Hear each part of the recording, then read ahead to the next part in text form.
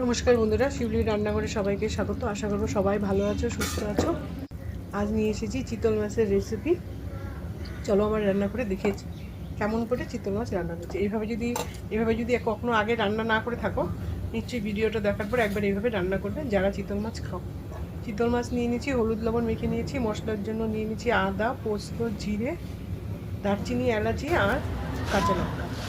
তেল বসিয়ে দিয়েছি কড়াইতে। তেল আমার গরম হয়ে গেছে। আমি লোহার কড়াই সবসময় ইউজ করি। লোহার মানে আয়রনের কড়াইতে তেলে খুব হেলদি থাকে। দু তিনটে মাছ করে, বেশি করে মাছ নেবে না, 2-3 পিস করে মাছ নিয়ে হালকা করে ভাজবে। এই মাছ খুব কড়া করে ভাজবে না, তাহলে কোনো টেস্টই পাওয়া যায় না। চিতল মাছ খেতে খুব স্বাদ হয়, এটা দুর্দান্ত টেস্টি মাছ এটা। কিন্তু গাদার দিকের মাছগুলো সাবধানে খেতে হয়, কাঁটা বসতে থাকে। চিতল মাছের মুঠার নাম তো সবাই শুনছো। এই গাদার দিকগুলো দিয়েই মুঠা থেকে হয়ে গেছে মাছ ভাজা। এইভাবেই সমস্ত মাছগুলো ভেজে নিব। কড়াইতে আরেকটু সামান্য তেল দিয়ে ওর মধ্যে জিরে সম্বাদ দিয়ে দিচ্ছি, আর দিয়ে দিচ্ছি তেজপাতা, শুকনো লঙ্কা। তোমরা এখানে চাইলে দারচিনি এলাচে সম্বাদ দিতে পারবে, কিন্তু আমি দিচ্ছি না। লম্বা লম্বা করে আলু কেটে নিয়েছি, ছোটো ছোটো করে। এইভাবে আলুগুলো কেটে নিবে। আর আমি এর মধ্যে কিছু কাঁচা টমেটো দিয়েছি। কাঁচা টমেটো যদি অ্যাভেলেবেল না থাকে তাহলে পাকা টমেটো দিয়েও করতে পারো, বা নাও দিয়ে করতে পারো।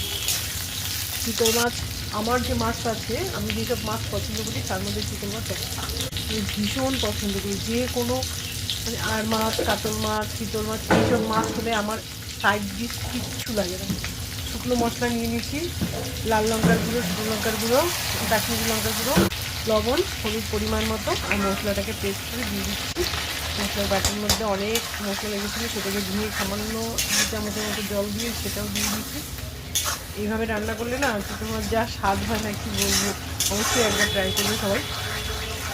গরম ভাতে চিতল মাছের ঝোলটাতেই আমার বেশি খুশি হয়, খুব সুন্দর হয় ঝোলটা। গরম জল দিয়ে দিয়েছি, এখনই সঙ্গে সঙ্গে বলক চলে আসবে। তারপরে এর মধ্যে মাছগুলোকে দিয়ে নামিয়ে নেব। বেশিক্ষণ ফুটাতে হবে না, 5-7 মিনিট করে ফুটিয়ে নেবে, নামিয়ে নেব।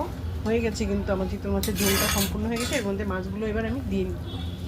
যারা ফেসবুক থেকে এই রেসিপিটা দেখছো অবশ্যই লাইক, শেয়ার, কমেন্ট এবং ফলো করবে আমার পেজটাকে। আর যারা ইউটিউব থেকে দেখছো অবশ্যই আমার চ্যানেলটাকে সাবস্ক্রাইব করে দেবে। তোমাদের অসংখ্য ধন্যবাদ পুরো ভিডিওটা দেখার জন্য। এইভাবেই সবাই সাথে থাকবে, পাশে থাকবে। তোমাদের সবাইকে অনেক অসংখ্য ধন্যবাদ। মাছগুলো দিয়ে দিচ্ছি। ঝোলটা আমার হয়ে গেছে এবং আমি একটু চেকেও দিয়ে দিয়েছি। ঝোল, লবণ, ঝাল পুরো টকটকা হয়ে যায়। এইসব বড়ো মাছের ঝোলটা একটু যদি ঝাল না হয় তাহলে ভালো লাগে না। বাচ্চারা তো আর ঝোল খাবে না, বাচ্চাদের মাছটা উঠিয়ে দেবো, ব্যাস বাচ্চাদের হয়ে যাবে। হয়ে গেছে আমার চিতল মাছ রান্না। এবার আমি এটাকে নামিয়ে নেব। দেখো রঙটা কি সুন্দর আসছে, পিসগুলো বড় বড় হয়েছে। এর আগের দিন তো পুরো পেটির পিঠ, মানে সামনের দিকে যে পিসগুলো থাকে পেটিগুলো সব খাওয়া হয়ে গেছে। আজকে এই পিছনের লেজের সাইডের পিসগুলোকে রান্না করা হয়েছে। হয়ে গেছে, নামিয়ে নিচ্ছি। সাথে নিয়ে নিচ্ছি গরম ভাত, শসা, লেবু, আর কিচ্ছু চাই বলো বন্ধুরা। দেখাচ্ছে কিন্তু অনেক তেল, আসলে তোমরা দেখলেই আমি কত সামান্য তেল দিয়ে রান্না করি, যেহেতু কাশ্মীরি লঙ্কা ধরে দিচ্ছি তাই এত সুন্দর রং এসেছে। সবাই ভালো থাকবে, সুস্থ থাকবে এবং সাবধানে থাকবে। কালকে আমাদের সংক্রান্তি, চৈত্র সংক্রান্তি, মঙ্গলবার হলো 1 বৈশাখ। সবাইকে বাংলার শুভ নববর্ষের অনেক অনেক শুভেচ্ছা।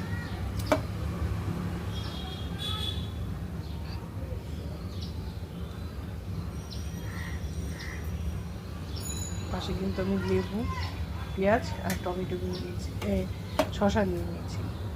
আমার আর কিচ্ছু লাগে না সাইড ডিশ। অনেক কিছু রান্না করছি কিন্তু আমি আজকে আর কিছু খাবো না, এইটা দিয়ে আজকে আমার ব্যাস। আমার এই ঝোল খুব ভালো লাগে। আর মাছ, কাতল মাছের, বড় কাতল মাছ, এরকম চিতল মাছের ঝোল খুব টেস্ট হয় এবং ভীষণ পছন্দ। তোমরা একবার খাবে। উঠেছে, বাই বাই, রাখছি। সবাই ভালো থাকবে, সুস্থ থাকবে, সব কিছু ঠিক হয়েছে।